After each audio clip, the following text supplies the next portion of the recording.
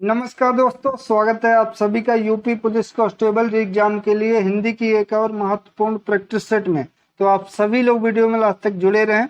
चलिए आज की वीडियो शुरू करते हैं। पहला प्रश्न है, केंद्रीय हिंदी निदेशालय की स्थापना कब की गई थी?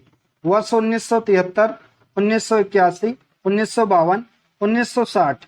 ध्यान रखेंगे 1 मार्च 1960 को केंद्रीय हिंदी निदेशालय की स्थापना की गई थी। Right option option number D इसका हो जाएगा।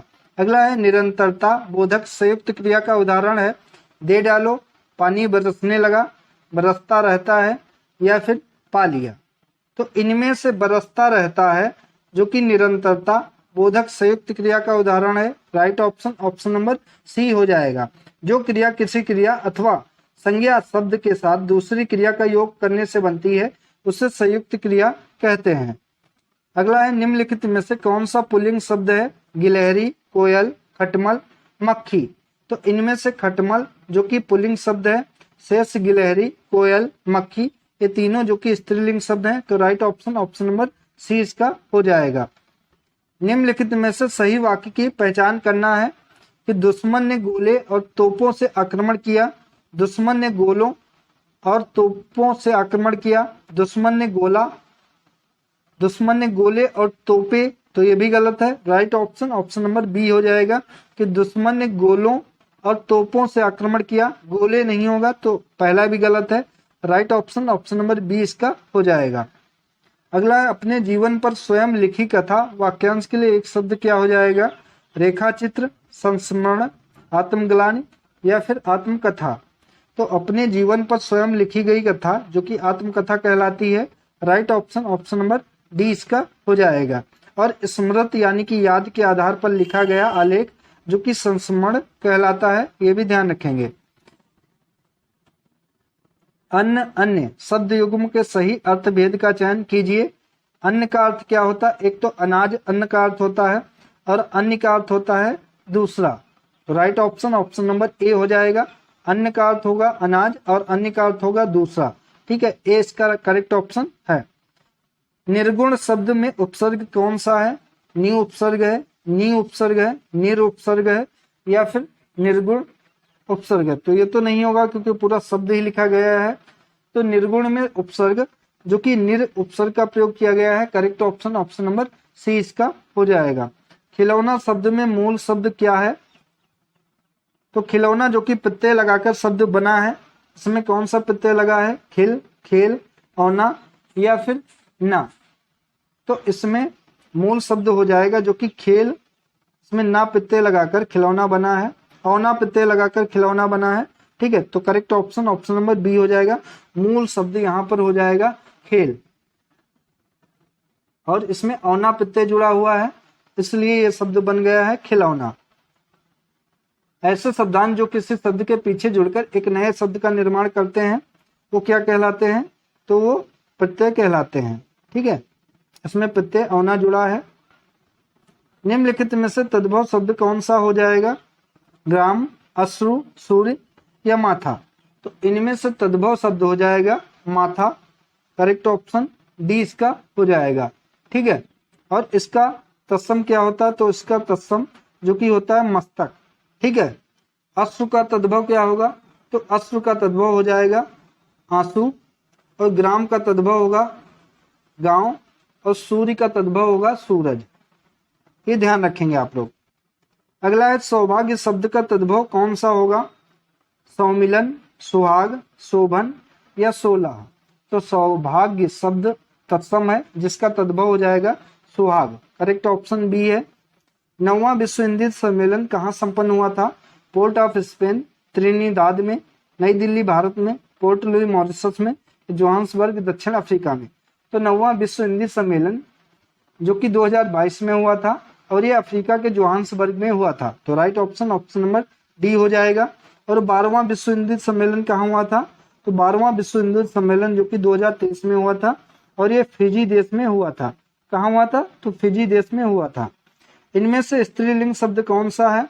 कष्ट, श्रम, कृश या कार्य। तो कृश जो कि स्त्रीलिंग शब्द है। करेक्ट ऑप्शन सी है। कष्ट, श्रम और कार्य ये तीनों पुल्लिंग शब्द हैं। करेक्ट ऑप्शन सी है। दाम, संवारे, काम।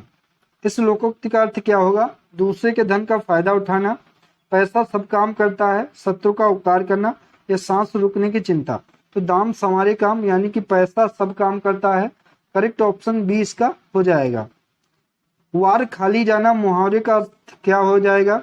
जंगल में खो जाना, युक्ति का सफल ना होना, आक्रमण करना या फिर रूठना। तो वार खाली जाना इस मुहावरे का अर्थ होगा युक्ति का सफल ना होना। करेक्ट ऑप्शन नंबर बी इसका हो जाएगा। मुझे 10 दिन की छुट्टी चाहिए, इस वाक्य में 10 किस प्रकार का विशेषण है? तो यहाँ पर 10 यानी कि संख्या की बात हो रही है, इसलिए संख्यावाचक विशेषण हो जाएगा। करेक्ट ऑप्शन नंबर ए इसका हो जाएगा। ठीक है, जिन शब्दों या संज्ञा या सर्वनाम की संख्या लक्षित होती है उन्हें संख्यावाचक कहा जाता है। इसके दो भेद होते हैं, एक होता है निश्चित संख्यावाचक और एक होता है अनिश्चित संख्यावाचक। ये संख्यावाचक के दो भेद होते हैं, ये ध्यान रखेंगे। समान अर्थ बताने वाले शब्द क्या कहलाते हैं? विलोम शब्द, अनेकार्थी शब्द, पर्यायवाची शब्द या फिर सामान्य शब्द। तो समान अर्थ बताने वाले शब्द जो कि पर्यायवाची शब्द कहलाते हैं। करेक्ट ऑप्शन नंबर सी इसका हो जाएगा। और विपरीत अर्थ बताने वाले शब्द, तो विपरीत अर्थ बताने वाले शब्द जो कि विलोम शब्द कहते हैं। ठीक है, और ऐसे शब्द जो एक से अधिक अर्थ प्रकट करते हैं उन्हें अनेकार्थी शब्द कहा जाता है, ये ध्यान रखेंगे। अग्रज का सही विलोम शब्द क्या हो जाएगा? अनुज, लघु, छोटा, सूक्ष्म। तो अग्रज का विलोम शब्द हो जाएगा अनुज। करेक्ट ऑप्शन नंबर ए इसका हो जाएगा। ठीक है, धन का मतलब क्या होता है? अंक, अर्थ, स्वार्थ या कोष। तो धन का मतलब होता है अर्थ, द्रव्य, दौलत, पैसा, लेकिन इसमें यहाँ अर्थ दिया गया है तो अर्थ राइट ऑप्शन हो जाएगा। उर्वशी किसकी रचना है? रामवृक्ष बेनीपुरी, रामधारी सिंह दिनकर, सियाराम शरण, अज्ञेय। तो उर्वशी जो कि रामधारी सिंह दिनकर जी की रचना है। करेक्ट ऑप्शन नंबर 20 का हो जाएगा। इनकी अन्य रचनाएं जिनमें रश्मि रथी बहुत फेमस इनकी रचना है, रश्मि रथी है। रेणुका इनकी रचना है फेमस। संस्कृत के 4 अध्याय बहुत फेमस रचना है। ये सभी रचनाएं रामधारी सिंह दिनकर जी की हैं। निम्नलिखित में से कौन सा वाक्य अशुद्ध है? आज मैं यही रहूंगा, तो ये तो शुद्ध वाक्य है। सज्जन लोग भला ही सोचते हैं, तो सज्जन लोग भला ही सोचते हैं। ठीक है, इसमें लोग का कोई मतलब नहीं है, सज्जन भला ही सोचते हैं। इस तरीके से अगर सज्जन कह दिया है तो लोग का कोई मतलब ही नहीं होगा। तो राइट ऑप्शन बी है इसका, अशुद्ध है। से सभी क्या तुम कॉलेज जाते हो? अभी तक पत्र नहीं मिला है, ये भी सही है। तो राइट ऑप्शन बी इसका हो जाएगा। मुझे आज खाने का मन नहीं होती है, अशुद्ध अंश स्पष्ट कीजिए। तो मन नहीं होती है, मन नहीं होता है होगा यहाँ पर, अशुद्ध है। राइट ऑप्शन डी वाला पार्ट अशुद्ध है इस वाक्य में। ठीक है, अगला है हिंदी का प्रहरी इनमें से किसे कहा जाता है? मनोज मोहन मालवीय को, पुरुषोत्तम दास टंडन को, महात्मा गांधी को, काका कालेलकर को। तो हिंदी का प्रहरी इनमें से पुरुषोत्तम दास टंडन को कहा जाता है। करेक्ट ऑप्शन बी इसका हो जाएगा। अगला प्रश्न है साहित्य अकादमी द्वारा पुरस्कृत रचना ताप के ताए हुए दिन। ताप के ताए हुए दिन किसकी रचना है? केदारनाथ अग्रवाल की, शमशेर बहादुर सिंह की, त्रिलोचन की या नागार्जुन की। तो ताप के ताए हुए दिन जो कि हिंदी के विख्यात साहित्यकार त्रिलोचन द्वारा रचित एक कविता संग्रह है और इसके लिए इनको 1981 में साहित्य अकादमी पुरस्कार भी मिला था। ठीक है, तो राइट ऑप्शन हो जाएगा ऑप्शन नंबर सी, त्रिलोचन की कविता संग्रह है। आप यात्रा ना कीजिए, यह किस प्रकार का वाक्य है? निषेधवाचक यात्रा, तो ना यहाँ पर लग गया है तो इसलिए ये निषेधवाचक वाक्य हो जाएगा। करेक्ट ऑप्शन नंबर ए यहाँ पर हो जाएगा। जिन वाक्यों से कार्य के निषेध होने का बोध होता है वहां पर वाक्य निषेधवाचक वाक्य होते हैं। यानी कि किसी भी वाक्य में ना, नहीं इस प्रकार से अगर आ जाए तो निषेधवाचक वाक्य ही होते हैं। ठीक है, अगला प्रश्न है राम एक पुस्तक मुझे दो। इस वाक्य में एक किस प्रकार का विशेषण है? संख्यावाचक है, परिमाणवाचक है, सर्वनामिक है या फिर गुणवाचक विशेषण है? तो राम एक पुस्तक मुझे दो, इस वाक्य में एक जो कि संख्यावाचक विशेषण है क्योंकि एक संख्या यहाँ पर है और एक ये निश्चित संख्यावाचक विशेषण है। ठीक है, अगर निश्चित संख्यावाचक देता तो निश्चित संख्यावाचक विशेषण है ये। तो right option option number A हो जाएगा। कुकुरमुत्ता के कवि कौन है? राम नरेश त्रिपाठी, अज्ञेय, जयशंकर प्रसाद, सूर्यकांत त्रिपाठी, निराला।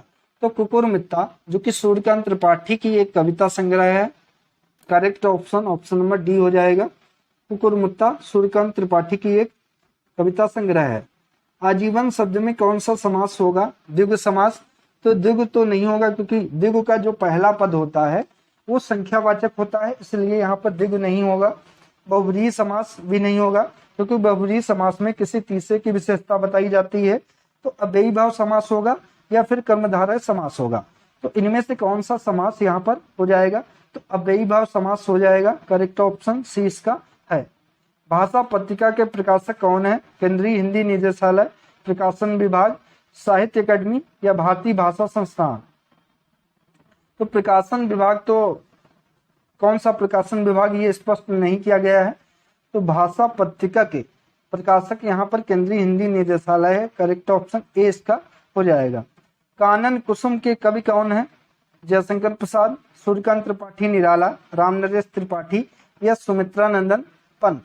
तो कानन कुसुम के रचनाकार जो कि जयशंकर प्रसाद जी हैं। Correct option option number A इसका हो जाएगा। ठीक है, अगला है ऊंट के मुंह में जीरा, इस लोकोक्ति का सही अर्थ क्या हो जाएगा? अत्यंत कम, पसंदीदा चीज खिलाना, अजीब खोज या जहरीला पदार्थ। तो ऊंट के मुंह में जीरा, इस लोकोक्ति का अर्थ होगा कि अत्यंत कम या बहुत ही कम। करेक्ट ऑप्शन ए इसका हो जाएगा। अगला प्रश्न है, इनमें से कौन सी भाषा द्रविड़ भाषा नहीं है? मलयालम, कोई, मालवी, कन्नड़। तो इनमें से मालवी भाषा जो कि द्रविड़ भाषा नहीं है, शेष मलयालम, कोई, कन्नड़, ये तीनों जो कि द्रविड़ परिवार की भाषाएं हैं, लेकिन मालवी इसकी नहीं है। तो correct option option number C इसका हो जाएगा। ठीक है, अगला है प्याला देना, इस मुहावरे का क्या हो जाएगा? शराब पिलाना, इच्छा की पूर्ति करना, खुश हो जाना या गर्भपात करना। तो प्याला देना, इस मुहावरे का सही अर्थ होगा शराब पिलाना। Correct option option number A यहाँ पर हो जाएगा। अगला प्रश्न है, मेरे भाई के लिए दवाएं दीजिए, इस वाक्य में कौन सा कारक है? तो के लिए विभक्ति का उपयोग यहाँ पर किया गया है, और के लिए विभक्ति जो कि संपदान कारक की विभक्ति होती है, संपदान कारक की विभक्ति होती है, इसलिए यहाँ पर संपदान कारक हो जाएगा। Right option option number D इसका होगा। शायद कल यहाँ निर्माण का शिलान्यास होगा, इस वाक्य में क्रिया किस काल का बोध करा रही है? अपूर्ण वर्तमान का, सामान्य भविष्य का, सामान्य भूत का या संभाव्य भविष्य का। तो यहाँ पर शायद लग ही गया है, शिलान्यास होगा, गा है, गी है, बाद में है, और शायद लगा है तो संभाव्य भविष्य ही होगा। करेक्ट ऑप्शन डी इसका हो जाएगा। ठीक है, अगला अनुच्छेद दिया गया है, इसको पढ़कर नीचे प्रश्नों के उत्तर आपको देने हैं। तो सबसे पहले ध्यान पूर्वक अनुच्छेद पढ़ना है कि पिछली शताब्दी में विकास के सूत्र प्रकृति के हाथ से निकलकर मनुष्य के हाथ में पहुंच गए हैं, विज्ञान के हाथ में पहुंच गए हैं, और इस बंद गली में पहुंचने का अर्थ मानव जाति का नाश भी हो सकता है। इसलिए नैतिक और आत्मिक मूल्यों को साथ साथ विकसित करने की आवश्यकता है, जिससे विज्ञान हमारे लिए भस्मासुर का हाथ ना हो जाए। व्यक्ति की क्षुद्रता यदि राष्ट्र की क्षुद्रता बन जाती है तो विज्ञान भस्मासुर बन जाता है। इस सत्य को प्रत्येक क्षण सामने रखकर ही अणु विस्फोट को मानव प्रेम और लोकहित मर्यादा दे सकेंगे। अपरिसीम भौतिक शक्तियों का स्वामी मानव आज अपने व्यक्तित्व के व्यक्ति आस्थावान नहीं है और प्रत्येक क्षण अपने अस्तित्व के संबंध में शंकाग्रस्त है। तो इससे संबंधित प्रश्नों के उत्तर देने हैं। पहला प्रश्न है, विज्ञान को हम भस्मासुर बनने में कैसे रोक सकते हैं? प्रकृति जगत का पूर्ण स्वामित्व प्राप्त करके, मानव सभ्यता का विनाश करके, भौतिक जीवन मूल्यों का निर्धारण करके, नैतिक आत्मिक मूल्यों को विकसित करके।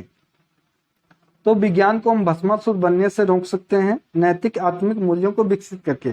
करेक्ट ऑप्शन डी इसका हो जाएगा। हमारी विज्ञान धृत शिक्षा की सर्वाधिक महत्वपूर्ण देन कौन सी है?